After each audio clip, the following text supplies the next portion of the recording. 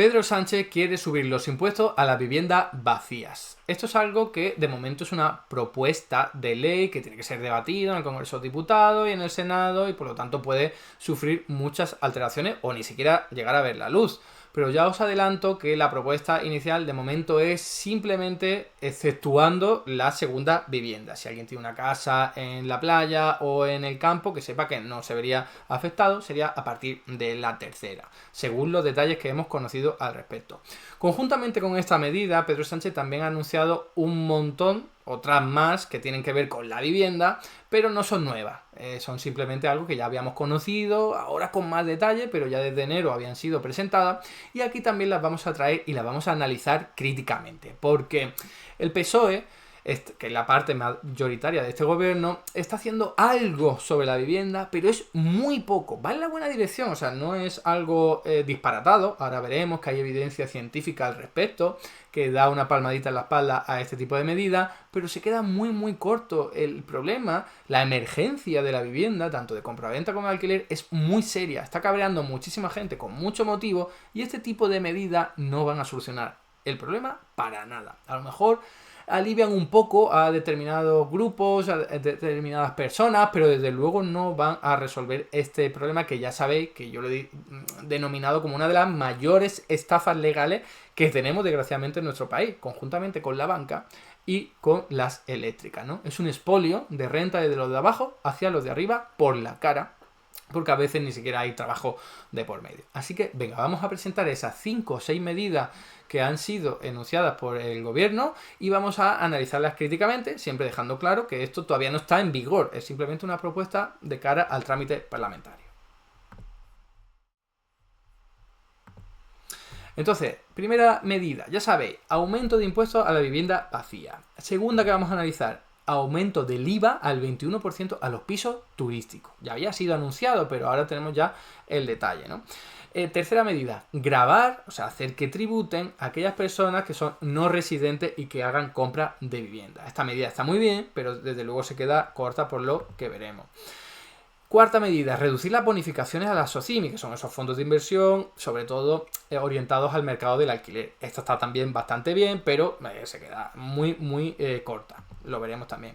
Y la quinta, bonificaciones a casero, que está mal, quizás se salva por una condición que os voy a comentar luego, pero es la peor sin ninguna duda y no va a resolver prácticamente nada. Vamos a ir analizándola una a una.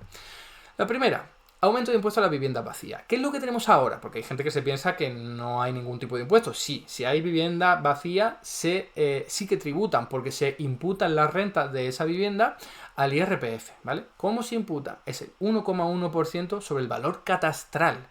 El valor catastral ya sabéis que es una medida administrativa, no es el valor de mercado, de hecho es una quinta parte, una cuarta parte del valor de mercado, está muy subestimado.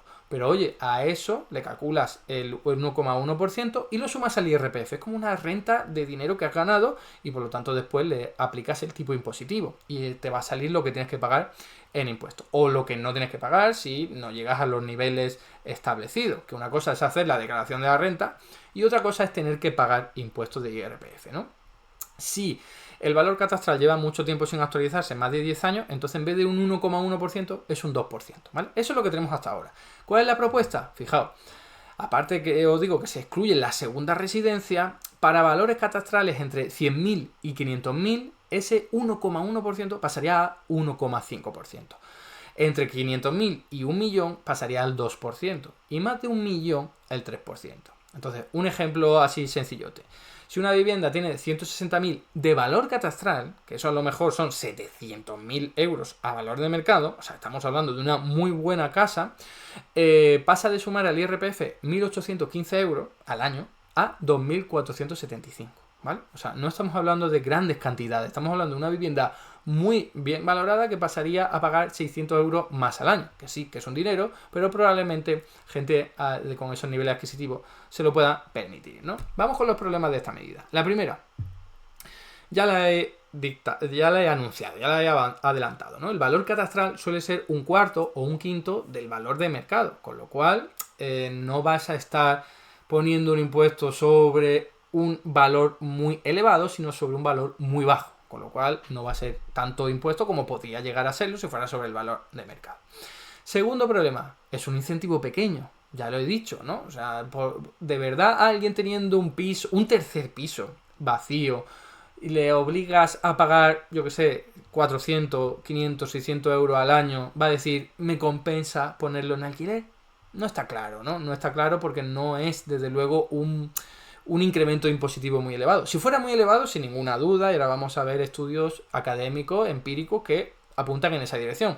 Y otros que no apuntan en esa dirección. Al final la clave está dónde pones el nivel impositivo. ¿Es mucho dinero lo que voy a tener que pagar? Entonces a lo mejor sí me conviene tener un alquiler, pero si es poquito, nada. ¿Qué es lo que ha pasado en España? Hay una normativa local que permite hacer un recargo en el IBI a las viviendas vacías. Y esto lo han hecho algunas que otras localidades por ahí. Y no hemos visto ningún cambio importante, ¿vale? No hemos visto que la gente con muchas viviendas diga, pues las pongo en alquiler antes que pagar ese impuesto. No lo hemos visto. Entonces, cabría pensar que si no es un impuesto muy elevado y no lo es, pues ocurrirá lo mismo, ¿no? Y tercer problema. Las viviendas vacías en España no están normalmente en zonas tensionadas. Algunas hay, claro que sí, pero en el centro de Madrid apenas hay viviendas vacías. Donde está la vivienda vacía, ya sabéis dónde es.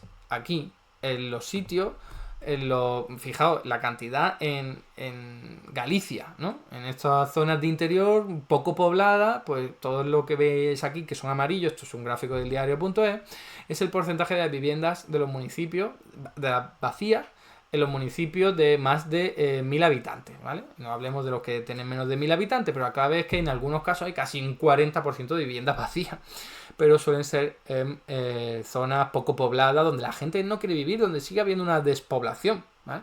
Por el envejecimiento poblacional, por la falta de oportunidades laborales, etcétera, etcétera. Y las zonas donde la gente quiere vivir hay muy pocas viviendas vacías. Estamos hablando de cerca del 0%, en algunos casos 1%, 2%, 3%. Entonces, problema porque incluso aunque tú pusieras aquí un impuesto de la leche a la vivienda vacía, vale, el dueño diría, pues lo pongo en alquiler, pero si nadie quiere vivir ahí, ¿vale? Así que no ocurriría con todas las viviendas vacías, pero sí tengamos en cuenta que la mayor parte están en sitios donde pues la gente no tiene especial interés en vivir, ¿no? Así que no sería muy positiva. Pero sí sabemos que donde se ha aplicado ha tenido a veces efectos buenos. A veces, porque a veces no. Por ejemplo, un caso en el que sí hubo un efecto bueno. Tenéis aquí un estudio de 2020 para el caso de Francia, ¿vale? Os leo las conclusiones. Los resultados sugieren que el impuesto representó una disminución del 13% en las tasas de vacancia. La tasa de vacancia es el porcentaje de viviendas vacías sobre el total, ¿vale? Disminución del 13% entre 1997 y 2001. El impacto se concentra especialmente en la vacancia a largo plazo. Los resultados también sugieren que la mayoría de las unidades vacías se convirtieron en residencias principales. O sea que de 1997 a 2001 en Francia sí funcionó este impuesto elevado a la vivienda vacía. Lo vemos aquí en este estudio que podéis ojear con más detenimiento. Sin embargo, en Cataluña sí ha habido impuestos sobre las viviendas vacías y ahí no vemos que hayan cambiado mucho las cosas, ¿vale? Esto es un análisis de la Generalitat de Cataluña, os leo. La principal conclusión del estudio es que la puesta en marcha de este tributo no ha surtido efecto sobre el número de viviendas vacías y el precio de alquiler. Aunque el impuesto está asociado a un incremento de la movilización del stock de vivienda hacia el alquiler asequible, los resultados no son estadísticamente robustos. Esto es como decir que sí, algunas viviendas vacías se pusieron en alquiler, pero muy poquitas, ¿no? Y seguramente tenga que ver con lo que os he dicho. Si te aumentan el impuesto en una vivienda en la que la gente no quiere vivir de alquiler, pues vas a pagar el impuesto y ya está, no la vas a poner en alquiler porque nadie quiere vivir ahí, ¿no? Me imagino que los tiros van más por ahí. Vamos con la segunda medida. Aumentar el IVA al 21% de los pisos turísticos. Lo de Airbnb, lo de Booking, ya sabéis, ¿no? Bueno, actualmente podrían llegar a tener que pagar algo si ofrecen servicios hoteleros, ¿vale? Pagan por el impuesto de transmisiones patrimoniales onerosa. Entonces, sería lo único que tendría que pagar, pero si ofrece servicio hotelero, entonces tiene que pagar un 10% de IVA, ¿vale? Pero aquí lo normal es que haya también mucha economía sumergida, que la gente no pague el IVA y patatín patatán, ¿no? ¿Cuál es la propuesta? Que todos paguen el 21% y ya está, ¿vale? Entonces, ¿cuál es el problema? Porque la idea está clara, ¿no? Oye, yo te penalizo el alquiler turístico para que tú digas, ostras, pues ahora voy a ponerlo en alquiler residencial, porque ahí no tengo que pagar el IVA al 21%, entonces eso es que me ahorro, ¿no? ¿Qué pasa? Que si el dueño de la casa dice, puedo aumentar el precio de mi alquiler turístico en un 21%, pues entonces no lo estoy pagando yo, lo paga el que se vaya a alojar. Y si hay suficiente demanda y la gente valora tanto el piso como para ello, entonces, ¿qué ocurriría? Que aumentarían los precios de los pisos turísticos, pero no se pondría esa vivienda de piso turístico en piso de alquiler residencial, ¿no? Al uso.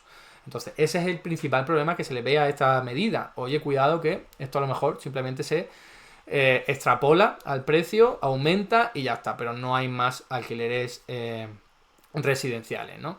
Va a depender, de nuevo, de lo que he dicho. Está muy tensionada esa zona. La gente quiere vivir o alquilar de forma turística en el centro de Barcelona, en el centro de Madrid. ¿Se lo pueden permitir pagar? Pues entonces ya está. Aumento los precios y patatín patatán. No tengo por qué ponerlo en alquiler residencial. Hay medidas que son mucho más potentes para abordar este problema. Los pisos turísticos está absolutamente demostrado y corroborado que sí, que quitan pisos en alquiler normal del mercado y entonces, claro, los pocos que quedan aumentan de precio. Así de sencillo, baja la oferta por culpa de esto. Oferta en alquiler residencial. Entonces, medidas que han adoptado algunas ciudades que son muy potentes, como la de Barcelona, que quiere acabar con los pisos turísticos en 5 años, ¿vale? Eso es muy potente. Como la de Ámsterdam, que te dice, oye, en el centro de Ámsterdam no se pueden tener directamente alojamientos turísticos.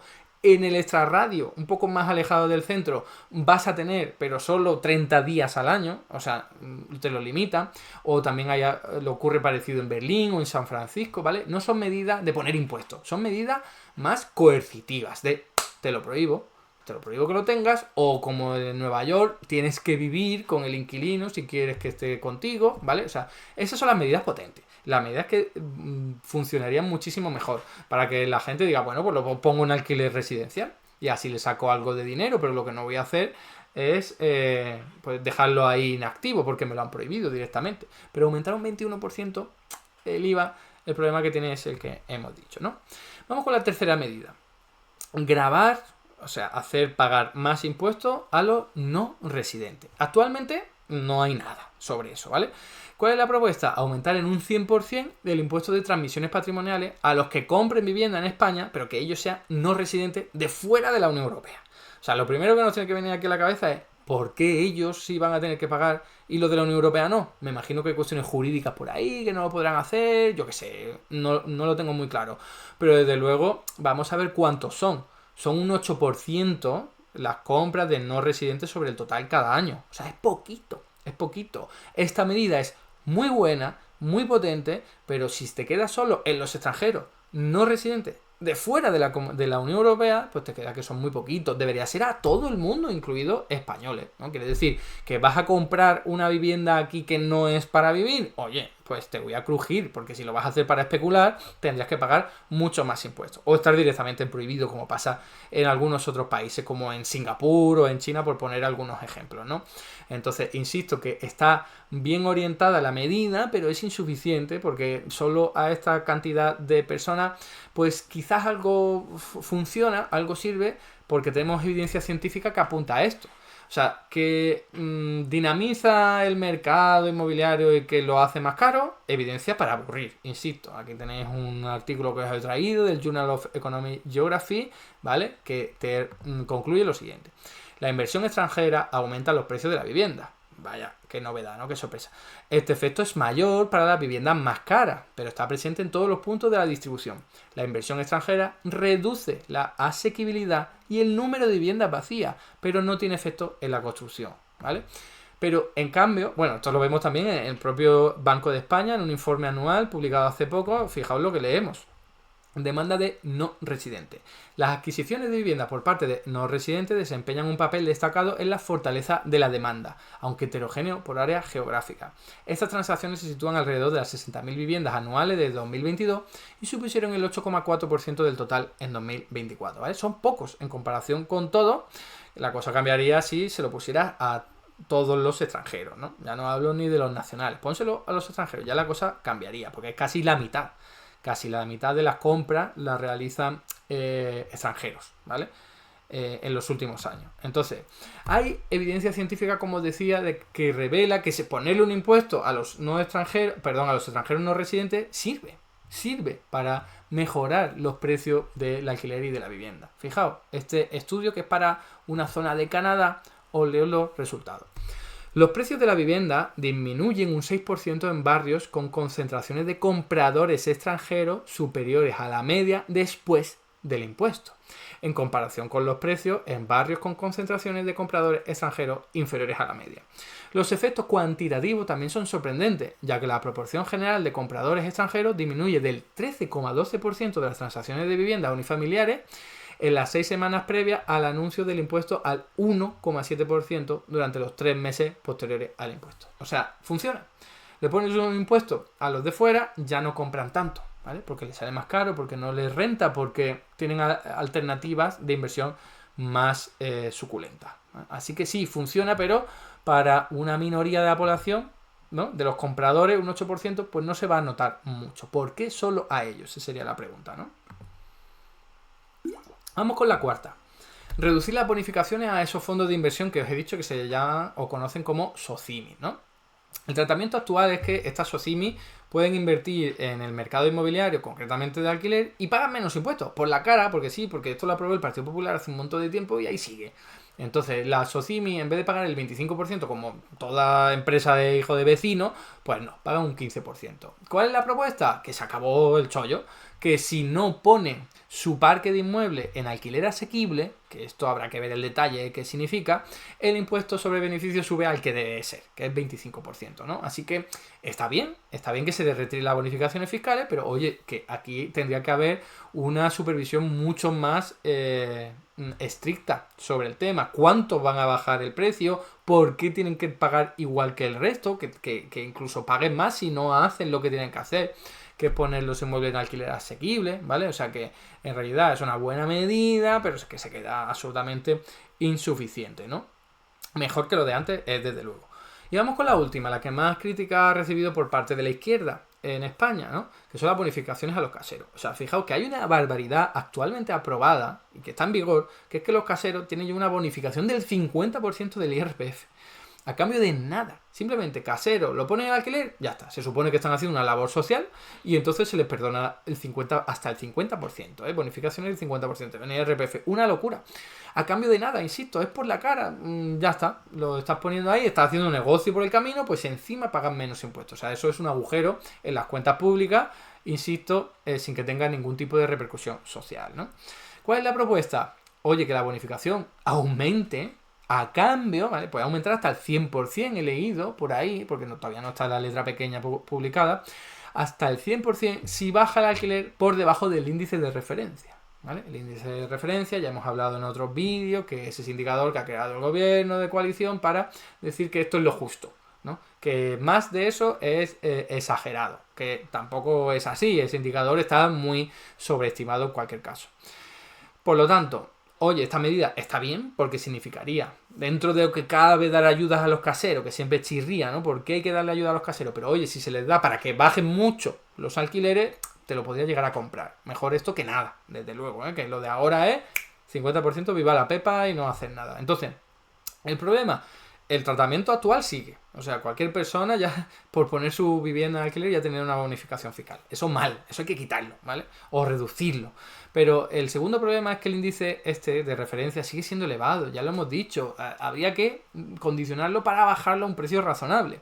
O asegurarte de que sea de verdad el índice de referencia ese, porque si tú lo bajas, yo que sé, de 1.500 euros el alquiler a 1.400, pues no cambia casi nada la historia y no le vas a bonificar hasta el 100% del IRPF, ¿no?